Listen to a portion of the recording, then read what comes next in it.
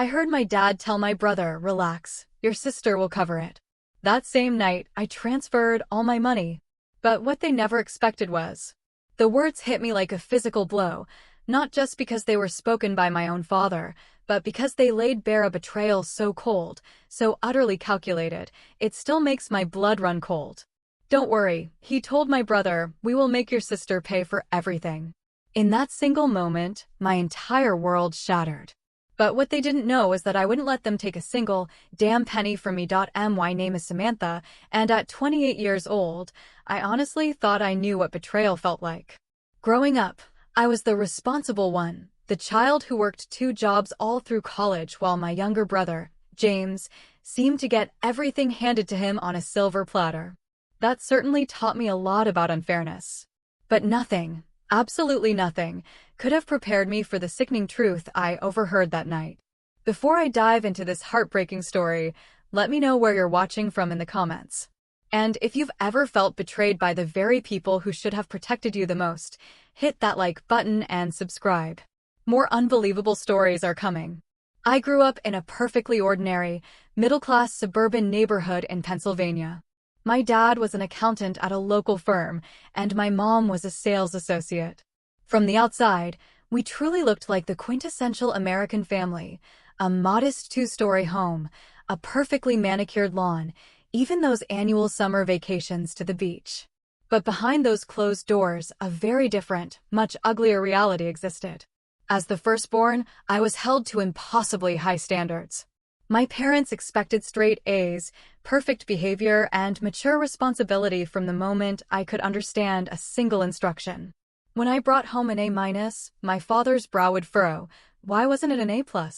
When I won second place in the 4th grade science fair, a huge achievement for a kid, my mother wondered aloud, why couldn't you have worked harder for first place? It was never enough. I was never enough. Then came James, my brother, 5 years younger than me. From the day they brought him home from the hospital, it was glaringly obvious he would be treated differently. My room had plain, white furniture. James got a custom-painted race car bed and walls covered in expensive decals. While I received practical gifts like clothes and books, James unwrapped the latest video games, shiny new toys, and every gadget imaginable. "Your brother is still little," my mother would patiently explain when I dared to question the disparities. "Boys need more encouragement," my father would add, as if being a girl somehow magically made me immune to disappointment, naturally more resilient to neglect. By the time I was 10, my list of chores was endless: washing dishes, helping with laundry, keeping my room absolutely spotless. James, meanwhile, left trails of toys and snack wrappers throughout the house without a single consequence. "Just pick up after him," my mother would sigh dismissively when I complained. "He's just being a boy." When I turned 12, babysitting duties were added to my ever-growing list. I became the unpaid caretaker whenever my parents went out. "You're so mature for your age," they'd say, a phrase that always sounded more like an expectation they'd forced upon me than a genuine compliment. The Christmas I was 14 stands out in my memory, a particularly painful job. For months, I'd been asking for a laptop for school, researching affordable options, explaining exactly how it would help me with my assignments. On Christmas morning, I unwrapped a second-hand laptop that barely functioned. 2 hours later, James tore open the packaging of a brand-new gaming computer that cost 3 times what I had even dared to ask for. "Your brother needs it for his games," my father explained, seeing the raw hurt on my face. "And you know, those games help with hand-eye coordination and problem-solving. What about my education? What about my needs?" Those questions remained unasked because deep down, I already knew the painful answers. At 16, I got my first job at a local grocery store, working weekends and summer breaks. Not because I wanted to, but because I desperately needed my own money. I watched James receive generous allowances for simply existing, while I worked 20 hours a week just to afford the basics my parents freely provided to him. "It builds character," my father said about my job, patting my shoulder as if he were doing me a favor by forcing me into early adulthood. High school brought even more disparities. When I needed money for a school trip to Washington, D.C., my parents told me to use my savings. 6 months later, they paid for James to attend a 2-week computer camp that cost twice as much. Your brother needs these opportunities for his future, my mother explained. Apparently, my future wasn't worth the same investment. This pattern continued through every birthday, every holiday, every milestone. James received celebration and rewards. I received expectations and responsibilities. My achievements were met with simple nods and quick acknowledgments. His mediocre accomplishments were celebrated with parties and expensive gifts. What hurt the most wasn't the material differences, though those were substantial. It was the emotional investment, the sheer care my parents poured into James, while leaving me to constantly fend for myself. They attended every one of his soccer games, cheering loudly from the sidelines. They missed my honor society induction because something came up at work. They framed his participation certificates and middle school art projects, while my academic awards collected dust in a forgotten drawer. Through it all, I watched James transform from a spoiled child into an utterly entitled teenager.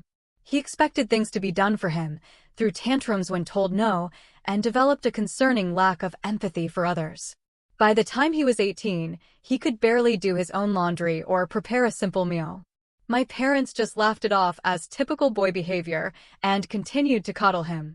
Meanwhile, I retreated further into myself, building walls around my heart and focusing on the one thing I could control, my own future. I studied harder than anyone in my class, joined every academic club that would boost my college applications, and worked those grocery store shifts with fierce determination, saving every single dollar I could. "Why do you always have to be so serious?" my mother would ask when I declined invitations to family movie nights because I needed to study. "You'll miss these years when they're gone," my father would comment when I chose work shifts over family gatherings. They never understood.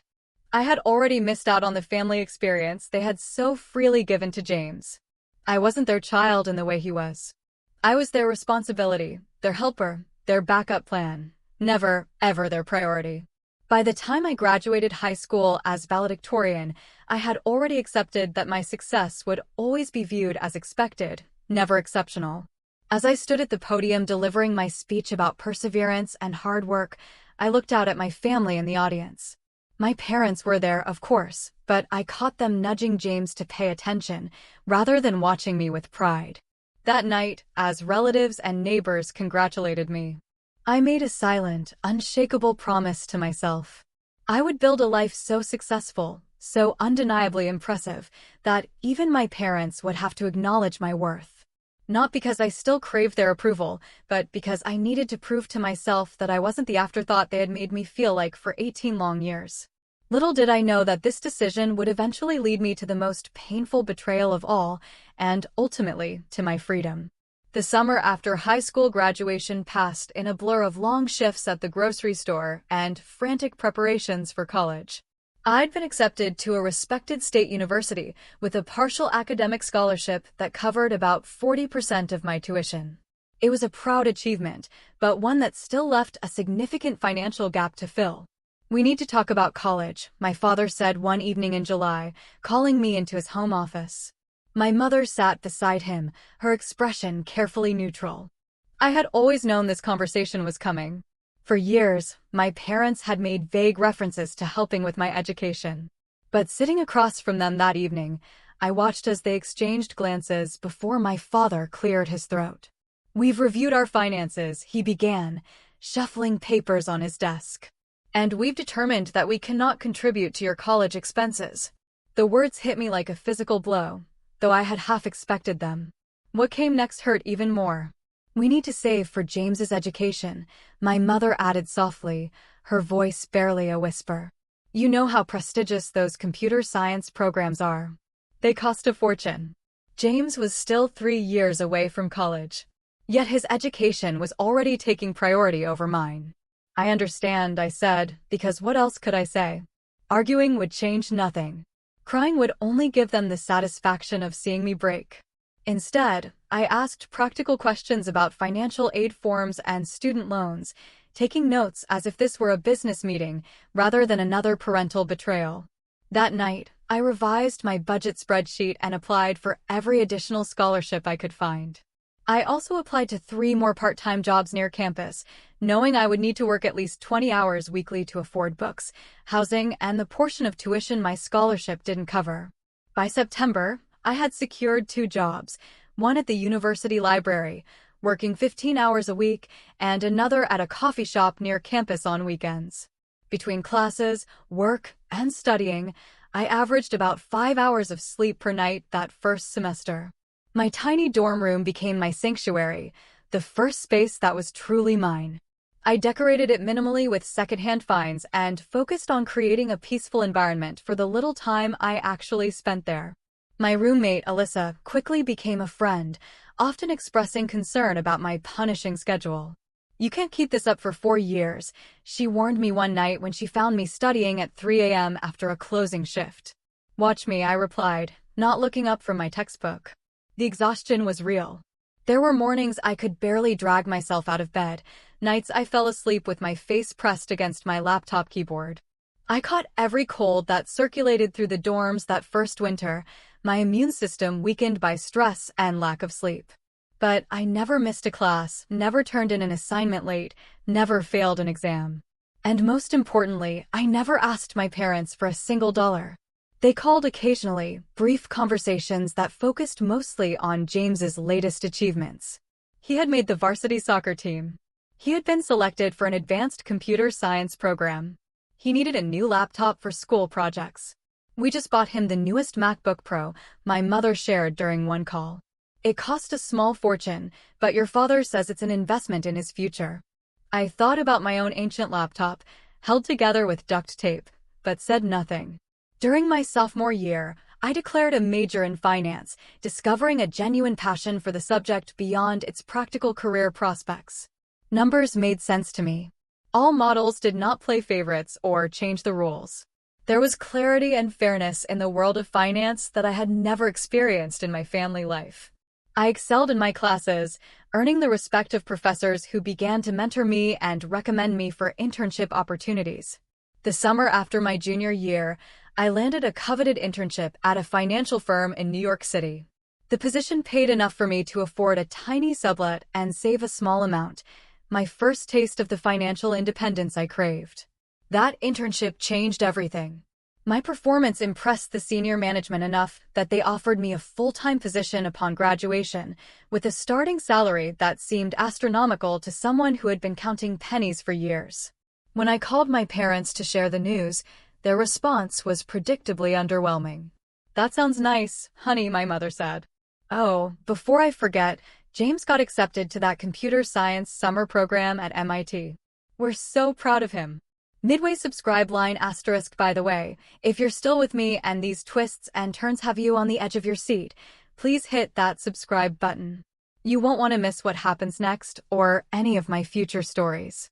By the time I graduated summa cum laude with my finance degree, I had worked thousands of hours across multiple jobs, taken out the minimum student loans possible, and secured a position that would allow me to repay those loans within 2 years if I lived frugally. At 22, I moved to New York City and began my career in earnest. My tiny studio apartment was a luxury compared to the shared dorm rooms and summer sublets I had grown accustomed to. For the first time, I could buy groceries without checking prices on every item and occasionally treat myself to small indulgences like takeout coffee or a new book.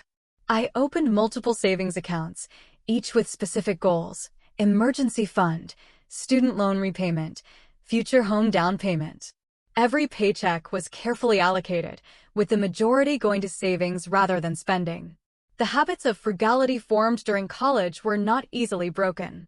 Even as my income grew, my hard work at the financial firm paid off quickly. I volunteered for challenging projects, worked longer hours than required, and consistently exceeded performance metrics. My first promotion came after 18 months, followed by another a year later. Each step up the corporate ladder meant increased responsibility, but also increased compensation and benefits. By 26, I had repaid my student loans in full, built a 6-month emergency fund, and begun investing aggressively for retirement. At 27, I had saved enough for a down payment on a small but well-located 1-bedroom condo in Brooklyn. The day I signed those mortgage papers was perhaps the proudest moment of my life. I had a home that was truly mine, purchased with money I had earned through years of sacrifice and determination. Throughout these years, my relationship with my family remained distant but cordial. I called on birthdays and major holidays. I sent appropriate gifts for Christmas and anniversaries. I visited Pennsylvania once or twice a year for brief, often awkward visits, where the conversation inevitably revolved around James and his pursuits. James had eventually gone to college, though not the prestigious computer science program my parents had anticipated.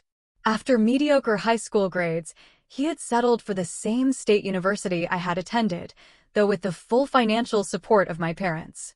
From what I gathered during those stilted family conversations, he changed majors 3 times, took 5 years to graduate with a general business degree, and moved back home afterward, ostensibly to figure out his next steps.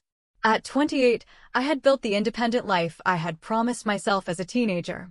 I had financial security, career success, a home of my own, and a small but loyal circle of friends who had become my chosen family. I had proven to myself that I could survive and thrive without the support that had been so freely given to my brother. And then came that fateful weekend visit home that would change everything. It was my mother's 55th birthday that brought me back to Pennsylvania that April weekend. Despite our complicated relationship, I had never missed acknowledging her birthday with at least a card and gift. This year, I had decided to make the trip home partly out of obligation, and partly because it had been nearly 8 months since my last visit. I arrived Friday evening with an expensive handbag my mother had been hinting about for months, wrapped elegantly with a card expressing more warmth than I typically felt. My father greeted me with his usual distant politeness, offering a brief side hug before returning to the baseball game on television. "Samantha, you finally made it," my mother said, accepting the gift with a smile that didn't quite reach her eyes. "James has been here since Thursday." Of course he had. James, now 23, still lived at home despite having graduated college the previous year. He emerged from the kitchen with a beer in hand, looking virtually unchanged from my last visit. His designer clothes and new smartwatch suggested he wasn't struggling financially, despite his lack of steady employment. "The corporate drone returns," he said by way of greeting, smirking slightly. "How's life in the big city?" "Busy but good," I replied neutrally, having learned long ago that sharing details of my success only led to uncomfortable silences or quick changes of subject. Dinner that evening was a familiar exercise in discussing James's life and achievements, meager as they were. He had applied for a few positions in tech companies, but was being selective about his options. He had joined a recreational soccer league. He was considering taking a coding boot camp that would really launch his career. "The program costs $12,000, my mother mentioned casually. "But your father, and I think it's a worthwhile investment." I nodded and took another bite of lasagna, the bitterness rising in my throat as I thought about how they had balked at contributing even a fraction of that amount to my college education. After dinner, James disappeared to meet friends at a local bar while I helped my mother clean up the kitchen. We made small talk about her friends, her garden club activities, the neighbor's new renovation project. It was the superficial conversation of acquaintances, rather than the intimate discussion of mother and daughter. "We'll celebrate properly tomorrow," she said as she wiped down the counters. "I have reservations at Giovanni's for 6 o'clock. Giovanni's was the most expensive restaurant in town, a place reserved for truly special occasions. I nodded again, knowing I would be expected to contribute significantly to the bill, despite the fact that my parents had made the reservation. By 10:30, the house was quiet. My parents had retired to their bedroom, and I was settled in my childhood room, now converted to a generic guest room with all traces of my adolescence removed. James had not yet returned from his night out. Unable to sleep in the unfamiliar bed, I decided to go downstairs for a glass of water. The house was dark as I quietly made my way down the stairs, careful to avoid the third step that had always creaked. As I approached the kitchen, I heard the front door open and close softly, followed by hushed voices. James had returned, and it seemed my father had gotten up to speak with him. I froze in the hallway, not wanting to interrupt what sounded like a serious conversation.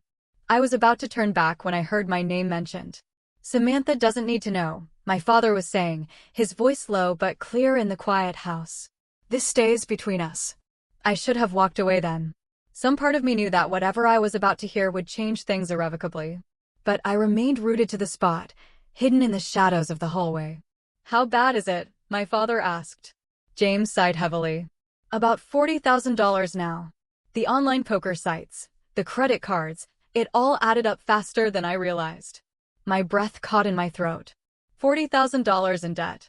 How had he managed that while living rent-free with our parents? Christ, James, my father muttered. Your mother cannot know the full amount. She thinks it's half that. I know, James replied, his voice taking on the wheedling tone I recognized from childhood, a tone he used when he wanted to avoid consequences.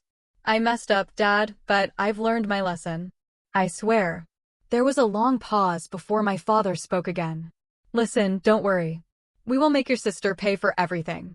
The words hit me like a physical blow. I pressed myself against the wall, hardly daring to breathe. Samantha? James asked, sounding confused, but not opposed. How? She has that fancy job in New York, that condo. She has money, my father continued, his voice dripping with venom. And she owes this family after all we've done for her. All they had done for me? My mind reeled at the sheer audacity of the statement. We'll tell her we want to start a family business, my father explained, his voice taking on the confident tone he used when outlining a plan. Something about investing in property, or a franchise opportunity. Something that sounds legitimate enough that she'll want to be part of it. You think she'll just give us $40,000? James sounded skeptical. Not give. Invest, my father corrected. We'll have her take out a loan in her name. With her credit score and income, she'll easily qualify. We'll promise her returns, partnership, whatever it takes. I felt physically ill. They were planning to defraud me, to saddle me with debt, to bail out James from his gambling addiction and irresponsible spending. What if she asks to see business plans or wants to consult her financial advisors? James asked, a hint of worry in his voice. My father chuckled. You know your sister. Always so desperate for family approval. We'll tell her this is her chance to finally be part of something important with the family. That emotional angle will cloud her judgment. I heard footsteps on the stairs then, and my mother's voice joined the conversation. What are you two discussing so late? She asked, her tone suggesting she already knew. Just talking through the plan for Samantha, my father replied. Oh, my mother said, her voice dropping. Has James told you about the additional credit card? Yes, my father sounded resigned. $40,000 total. My mother sighed. Well, Samantha has an obligation to help her brother. Family helps family. She's done well for herself. And it's time she contributed back. Exactly. James agreed, his voice suddenly animated. She's always going on about her job and her condo. She can afford it. She'll be here all weekend, my father said. I'll bring up the business idea tomorrow after dinner. Plant the seed. We can work on her over the next few months. Have her sign the loan papers by summer. She always wants to feel included, James added with a laugh that made my skin crawl. She'll probably jump at the chance to finally be part of the family business. I had heard enough. Moving as silently as possible, I retreated up the stairs and back to the guest room, closing the door without a sound. I sat on the edge of the bed, my hands trembling as the full impact of what I had just heard washed over me. My family, the people who should have protected me, were instead plotting to use me, to burden me with debt, to rescue my brother from his self-created financial disaster. They were discussing it so casually, so confidently, as if my exploitation was their inherent right. I thought of all the years I had worked multiple jobs. The nights I had gone to bed hungry to save money. The countless sacrifices I had made to build financial security for myself. And they planned to take it all away with one manipulative scheme. In that moment, something broke inside me. The last lingering hope that my family might someday see my worth, might someday treat me with the same care they had always shown James, vanished completely.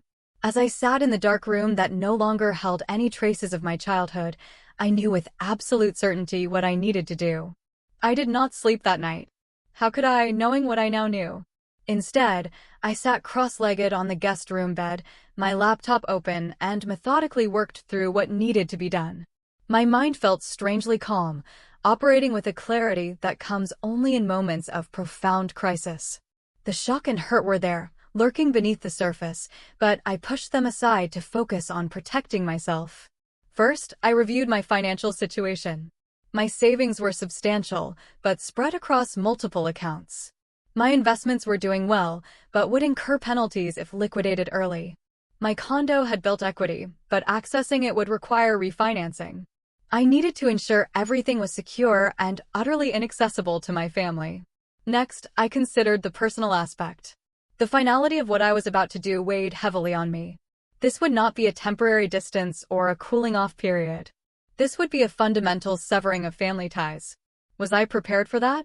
I thought about my childhood, the countless instances of favoritism, the dismissal of my achievements, the constant expectation that I would fend for myself while James received everything.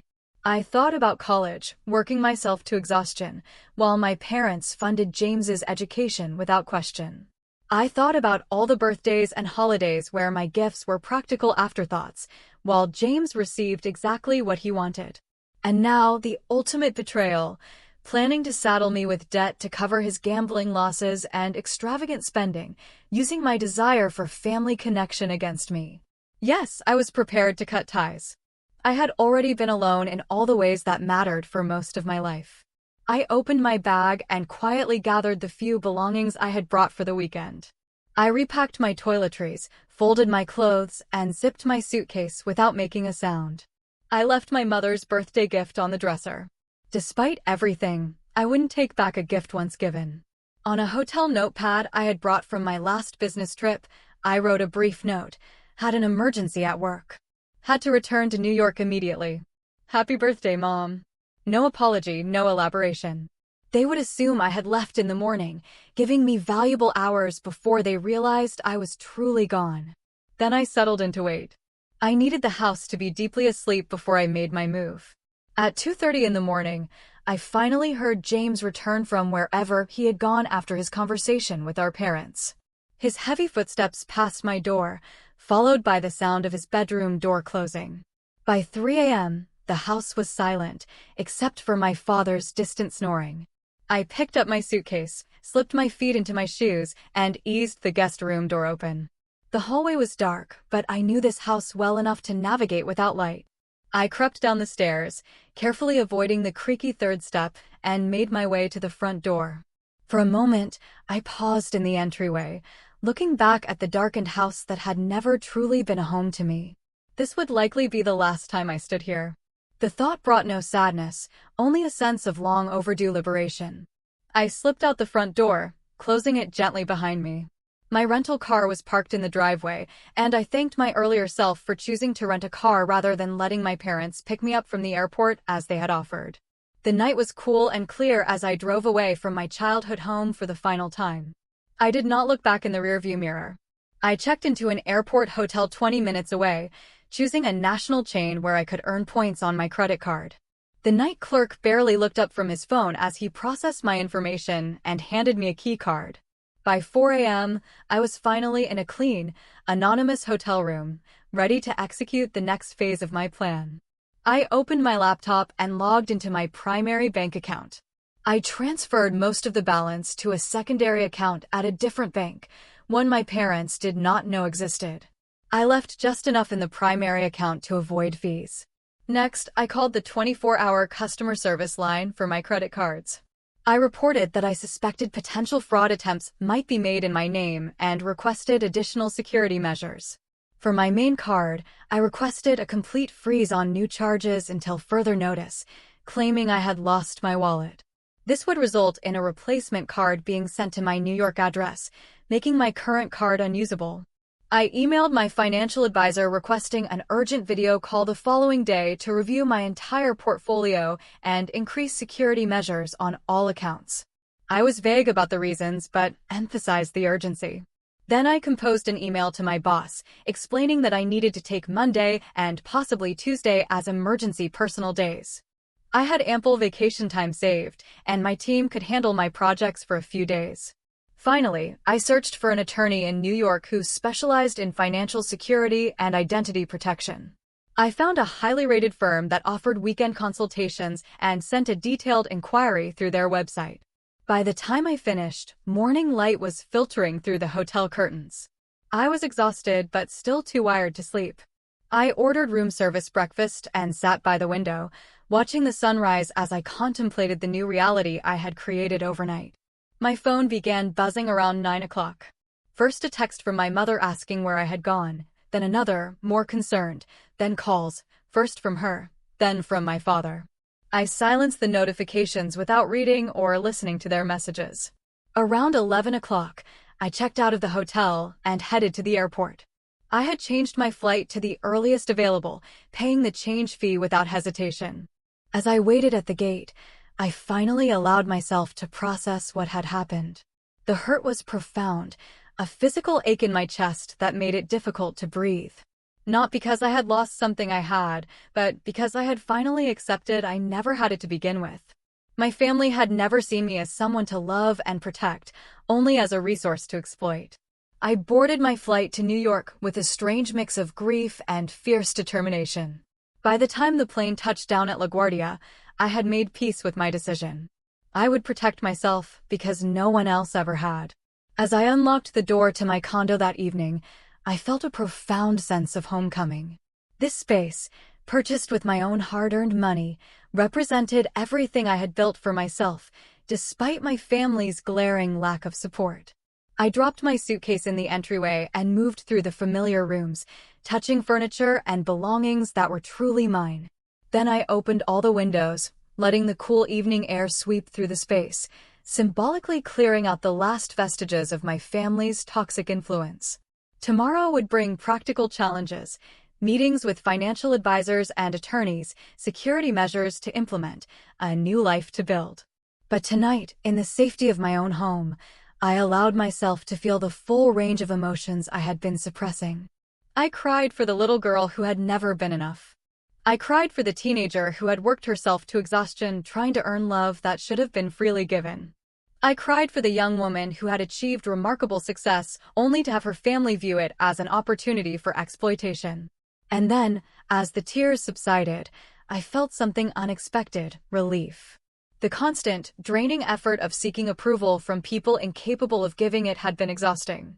Now that I knew the truth beyond any doubt, I could finally stop trying.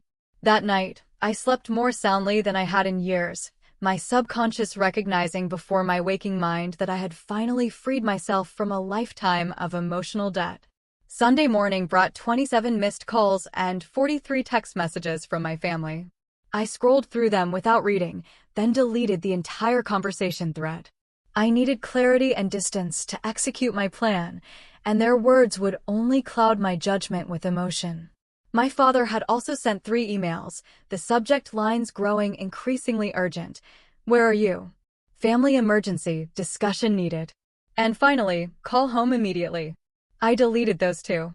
By noon, I had spoken with my financial advisor, who was alarmed by my situation and immediately recommended additional security measures for all my accounts. We set up verbal passwords, removed my parents as emergency contacts, and discussed the possibility of placing a freeze on my credit to prevent unauthorized loans being taken out in my name. This is unfortunately more common than you might think, she told me. Family financial exploitation accounts for billions in losses each year. You were right to act quickly. The attorney I had contacted responded to my inquiry and agreed to a video consultation that afternoon. She specialized in cases of family financial abuse and identity theft prevention. For 90 minutes, she outlined a comprehensive strategy to protect my assets and establish legal boundaries with my family. Document everything, she advised. Save any communications where they discuss this business opportunity. Record conversations if legal in your state. The more evidence you have of their intentions, the better protected you will be. She also recommended filing reports with financial institutions and credit bureaus, creating a paper trail that would make it difficult for anyone to open accounts or take loans in my name without extensive verification. By Sunday evening, I had implemented most of her recommendations and felt more secure in my financial position, but I knew the emotional confrontations still lay ahead. Monday morning, I took the personal day I had requested and continued securing my finances. I transferred investment accounts to new institutions, changed all my passwords, and set up 2-factor authentication on everything. I updated my will, removing my family members as beneficiaries and designating charitable organizations instead. At noon, my brother texted, "Mom is really upset. What the hell is wrong with you?" I did not respond. By Monday evening, the calls had escalated to include extended family. My Aunt Linda, my father's sister, left a voicemail expressing concern about my sudden disappearance and asking me to call her back. My cousin Michael sent a text asking if I was okay. I responded briefly to him, saying I was fine but dealing with a personal matter and would explain later. Tuesday morning, I returned to work, throwing myself into projects that required full concentration. My colleagues noticed my subdued mood, but I deflected questions with vague references to family stress. By the end of the day, I felt almost normal, the familiar routine of work providing a welcome distraction. That evening, I decided it was time to address the situation directly. I couldn't run forever, and I needed closure to fully move forward. I texted my parents, "I will call at 8 p.m. Please have James there too." At 8 o'clock sharp, I initiated a video call from my home office, a space that made me feel professional and in control. My parents appeared on screen immediately, their faces tight with a mix of anger and confusion. James joined a moment later, looking annoyed at being included. "Samantha, what on earth is going on?" my mother began, her voice tight. "You left without saying goodbye on my birthday weekend. Do you have any idea how embarrassing that was when our guests arrived Saturday evening?" Of course. Her first concern was social embarrassment, not my well-being. "I had an emergency," I said evenly, not elaborating on the lie in my note. "You could have called," my father said, his voice laced with thinly veiled accusation. "We've been worried sick." I looked directly into the camera, my voice steady. "I overheard your conversation with James Friday night." The silence that followed was confirmation enough. My father's face drained of color. James looked away from the camera. Only my mother still seemed confused. "What conversation?" she asked. "The one about James's $40,000 of gambling debt. The one where you planned to trick me into taking out a loan to pay it off. The one where you talked about manipulating my desire for family connection to get me to sign the papers." My mother's confusion gave way to shock as she turned to look at my father. Apparently, she had not been aware of the full extent of their plotting. "We were just discussing options," my father began, his tone defensive. "Nothing was decided. You said, 'Don't worry, we will make your sister pay for everything,'" I countered, my voice unwavering. "You called me a corporate drone with money to spare. You talked about me like I was an ATM, not your daughter." James finally spoke up. "You were eavesdropping on a private conversation. Real mature. Interesting that your concern is my overhearing your plan, rather than the fact that you were planning to defraud me," I replied coldly. "No one was going to defraud you," my father insisted, his voice rising. "We were going to propose a family business opportunity, something that would benefit everyone." "Stop lying," I said. "I heard everything. I know about the gambling debts, the credit cards, the plan to have me take out a loan in my name. I know you intended to manipulate me by using my desire for family approval against me." My mother began to cry. Whether from genuine distress or another manipulative tactic, I couldn't tell. "Families help each other," she said between sobs. "James made some mistakes, but he is still your brother." "When has this family ever helped me?" I asked, the raw pain finally breaking through my carefully constructed composure. "When I needed help with college, you told me to take out loans and work jobs. When I needed emotional support, you were too busy cheering for James. When I achieved success despite your lack of support, you saw it as an opportunity to exploit me." My father's expression hardened. "You have always been selfish, Samantha. Always thinking about yourself instead of the family." I laughed, a bitter, humorless sound. "That is rich coming from you. Let me make something perfectly clear. I will never give James a penny of my money. I will never co-sign a loan, invest in a fake family business, or financially entangle myself with any of you, in any way." "You ungrateful little," my father began, but I cut him off. "I have secured all my accounts. I have consulted with attorneys. I have documented this conversation. If you attempt to access my finances or use my identity in any way, I will press charges without hesitation." James scoffed. "Always so dramatic." "I am not being dramatic," I said, my voice cutting through the air. I am protecting myself from the people who should have protected me, but instead saw me as a resource to exploit. What will people think when they hear how you have abandoned your family? My mother asked, her voice rising to a shrill pitch. What will we tell everyone? Tell them whatever you want, I replied.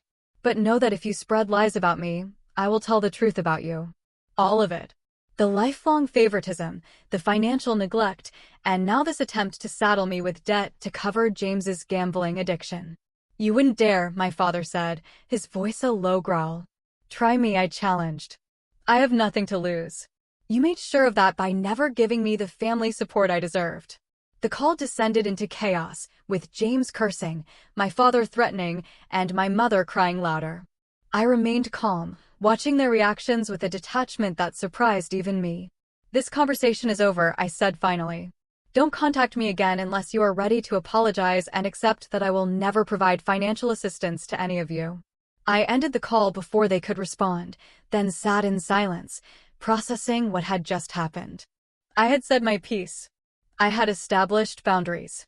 I had stood up for myself, perhaps for the first time in my life. My phone immediately began buzzing with calls and texts, but I ignored them all. Instead, I opened my laptop and wrote a detailed account of the conversation while it was fresh in my memory, saving it to the folder of documentation my attorney had advised me to maintain. Then I blocked my family's numbers and email addresses. It was a temporary measure, giving me space to breathe and think without their constant attempts to manipulate me. I could always unblock them later if circumstances changed. That night, I slept fitfully, my dreams filled with arguments and accusations. But when I woke the next morning, I felt stronger, more centered. The confrontation had been necessary, a lance to drain a festering wound that had been poisoning me for years. I was ready to begin healing. Within days of our confrontation, the fallout began. My father's sister, Aunt Linda, called to tell me how disappointed she was in my selfish behavior. My mother's brother wanted to know why I was abandoning the family during a difficult time. Cousins I had barely spoken to in years suddenly had strong opinions about my character and choices. It became clear that my parents had wasted no time spreading their version of events. Ungrateful daughter refuses to help brother in need, then cuts off all contact with loving family who had given her everything. At first, I attempted to explain my side briefly, but the responses made it clear that minds were already made up. Family loyalty ran deep, and few were interested in considering that the people they had known for decades might be capable of such manipulation. After a week of draining conversations that went nowhere, I decided on a different approach. I drafted a detailed email laying out the facts of my childhood, my self-funded education, and the conversation I had overheard. I didn't embellish or exaggerate. The truth was damning enough. I sent this email only to the family members I truly cared about, my grandmother Rose, who had always shown me kindness, my cousin Rachel, who had been something of a friend during childhood summers, and my Uncle David, my mother's younger brother, who had occasionally noticed and commented on the disparity in how my brother and I were treated. I don't expect you to take sides, I wrote in closing. I only ask that you consider there might be more to this story than what you have been told. I have removed myself from a harmful situation, and I hope you can respect that decision, even if you don't fully understand it. The responses surprised me. My grandmother called the next day, her voice shaking with emotion. I always saw how they treated you differently, she admitted. I said something to your mother once years ago, but she dismissed me. I should have been more persistent. I should have done more to protect you. Rachel replied with a simple message, I believe you. She shared her own observations of family gatherings where James received attention and praise while my achievements were minimized or ignored. Uncle David's response was the most unexpected. He invited me to lunch and, over pasta at a quiet restaurant, revealed that he had recently cut contact with my mother for similar reasons. Your mother and father have always had a blind spot when it comes to James, he said. I'm not surprised it escalated to this. You did the right thing protecting yourself. These small validations were healing, bright spots in what was otherwise a difficult period of adjustment. While I had been functionally independent from my family for years, the finality of this break brought unexpected waves of grief.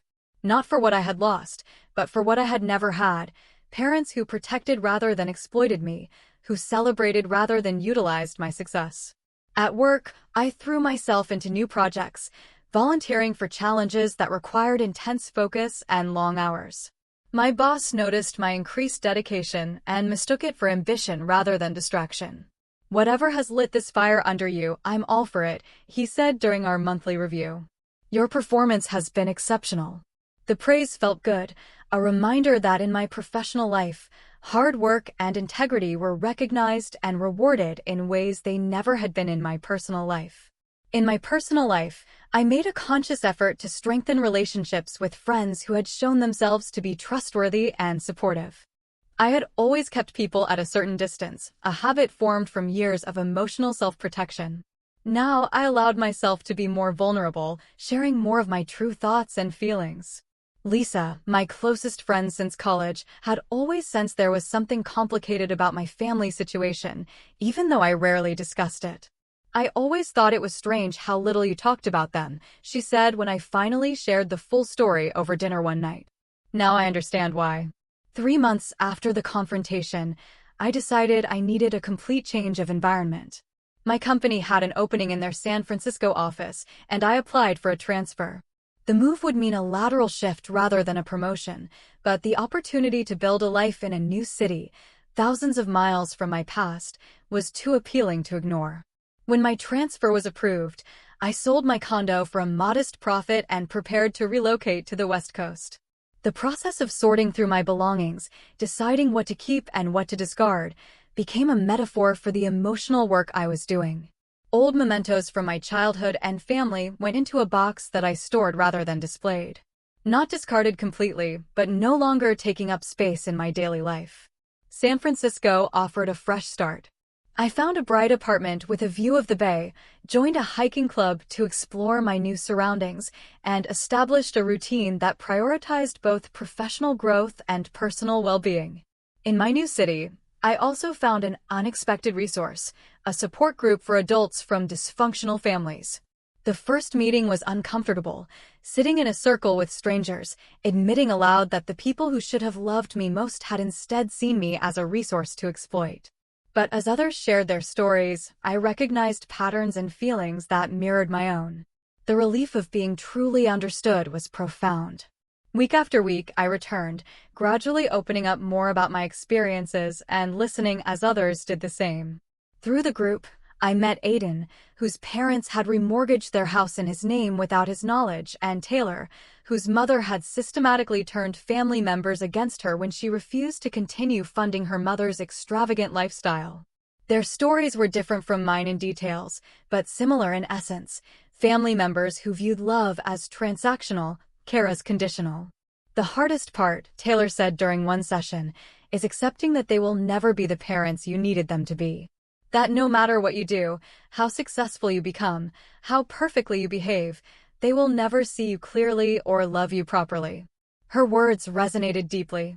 I had spent decades trying to earn the love and approval that should have been freely given, believing that if I just worked harder, achieved more, proved my worth more convincingly, my parents would finally see me as they saw James. Accepting that this would never happen was both devastating and liberating. Around the 6-month mark of my new life in San Francisco, I received an email from my cousin Michael. "Thought you should know," he wrote. "James filed for bankruptcy last week. Your parents have been telling everyone they had to cash out their retirement accounts to help him." I felt a complex mix of emotions: vindication that the financial disaster I had narrowly avoided had indeed come to pass, sadness for my parents who had enabled James to the point of their own financial ruin, and a small, petty satisfaction that justice had been served. But mostly, I felt grateful. Grateful that I had overheard that conversation. Grateful that I had acted quickly to protect myself. Grateful that I had found the courage to break free from the toxic family dynamic that had defined much of my life. 1 year after my move to San Francisco, I was promoted to team leader, managing a small group of financial analysts. My apartment had become a home, filled with plants, art I loved, and furniture chosen for comfort rather than status. I had made real friends, people who valued me for who I was rather than what I could provide. On quiet evenings, I sometimes thought about my family and wondered how they were doing, not with longing or regret, but with the detached curiosity one might feel about distant acquaintances. They had shaped my early life, for better and worse, but they no longer determined my happiness or defined my future. I had built something precious, a life entirely my own, free from exploitation and emotional manipulation. It had come at a high cost. But as I watched the sun set over the bay from my window, I knew without doubt that it had been worth it. 3 years passed with remarkable speed. My life in San Francisco developed its own rhythm and richness. I was promoted again, now managing a larger team and handling significant client relationships. My apartment, once a refuge, had become simply home, filled with memories of dinner parties with friends, quiet mornings with coffee and books, and the comfortable routines of a life well lived. I had dated casually, though I approached relationships with caution. The therapist I had begun seeing shortly after moving helped me recognize how my family experiences had shaped my attachment patterns, my tendency to give too much while expecting too little in return. Slowly, I learned to establish healthier boundaries, to recognize my own worth, and to expect reciprocity in relationships. My volunteer work became an unexpected source of fulfillment. Once a month, I taught financial literacy workshops for young women from disadvantaged backgrounds. Helping them understand money management, credit building, and investing gave me a sense of purpose beyond my career success. "You explain this stuff like someone who had to learn it the hard way," one participant told me after a session on predatory lending. "I did," I replied simply. The contact with my family remained minimal. My grandmother called on my birthday and holidays. Rachel and I exchanged occasional texts and met for coffee when I visited the East Coast for business. Uncle David sent Christmas cards with genuine, thoughtful notes inside. As for my parents and James, I heard news only through these limited family connections. My father had taken a second job after their retirement savings were depleted. My mother had sold most of her jewelry and designer handbags. James had moved to Florida after the bankruptcy, supposedly for a fresh start. I felt no pleasure in their struggles, but no responsibility for them either. The boundaries I had established remained firm, a necessary protection for my hard-won peace. And then, on an ordinary Tuesday morning, an email appeared in my personal account that stopped me mid-sip of coffee. It was from jameswilson@mail.com. Subject: long overdue. The sender was my brother. I hadn't blocked his new email address when he changed it after moving. For several minutes, I simply stared at the notification, debating whether to delete it unread or satisfy my curiosity. Finally, I clicked. "Samantha, I know you probably have no reason or desire to hear from me. I wouldn't blame you for deleting this without reading, but I hope you will give me 5 minutes of your time. I have been in therapy for the past year, dealing with my gambling addiction and the financial disaster I created. Part of my recovery process is making amends to people I have harmed. You are at the top of that list. What I tried to do to you is inexcusable. There is no justification for attempting to burden you with my debts, or for the years of favoritism that preceded that betrayal. I was spoiled, entitled, and completely oblivious to my own privilege within our family dynamic. Since the bankruptcy, I have had to support myself for the first time. I work 2 jobs now, live in a tiny apartment with roommates, and am slowly rebuilding my credit, one payment at a time. In other words, I am finally living the reality you dealt with your entire life. I don't expect forgiveness. I don't expect a relationship. I simply wanted you to know that I recognize the harm I participated in, and I am genuinely sorry. James." I read the email 3 times, searching for manipulative undertones or hidden agendas. Finding none, I closed my laptop without responding and went to work, turning the message over in my mind throughout the day. That evening, I called my therapist for an emergency session. "What do you want to do?" she asked after I read her the email. "I don't know," I admitted. "Part of me thinks responding in any way reopens a door I closed for good reason. And the other part?" I considered the question carefully. The other part wonders if people can truly change. If the brother who is willing to defraud me could become someone capable of genuine remorse. "Those are both valid perspectives," she said. "There is no right answer here. Only what feels right to you, and you don't have to decide immediately." I took her advice and gave myself time to process. For 2 weeks, I sat with the email, discussing it in therapy and with close friends whose judgment I trusted. In the end, I composed a brief reply. "James, thank you for your email. I appreciate the apology and am glad to hear you are working on yourself. I need time to consider what, if any, relationship I might want to have with you in the future. Please respect that boundary. Samantha. His response came within hours. I completely understand. Take all the time you need. I am grateful you responded at all. 3 months later, after further consideration and therapy sessions, I agreed to a video call. The conversation was awkward, but surprisingly civil. James looked different, the designer clothes and confident smirk replaced by a simple t-shirt and a more thoughtful expression. He told me about his recovery program, his modest job at a local tech company, and his struggle to establish financial independence. I shared limited information about my life in San Francisco, my career, and my volunteer work. We didn't discuss our parents much, though he mentioned they were still struggling financially and emotionally with the consequences of their choices. They still don't fully understand what they did wrong, he admitted. They see themselves as victims of circumstance rather than creators of their own problems. I nodded, unsurprised. Some people never develop that self-awareness. At the end of the call, we agreed to proceed cautiously. Monthly emails, perhaps another call in a few months. No promises, no expectations, just a tentative opening to see if something healthier might be possible between us as adults. I didn't know if this cautious reconnection would lead anywhere meaningful, or if James's change was temporary or permanent. But I had learned enough about myself to know that I could establish boundaries and walk away again if necessary. Ending asterisk, the greatest lesson from this 3-year journey was not about family betrayal or financial self-protection, though those were important. It was about the profound power of creating my own definition of family, of surrounding myself with people who valued me for who I was rather than what I could provide. I had learned that sometimes walking away from toxic relationships, even blood relationships, is the only true path to peace. That forgiveness, when it comes, is for your own healing rather than the other person's absolution. That establishing firm boundaries is not selfish, but absolutely necessary for well-being.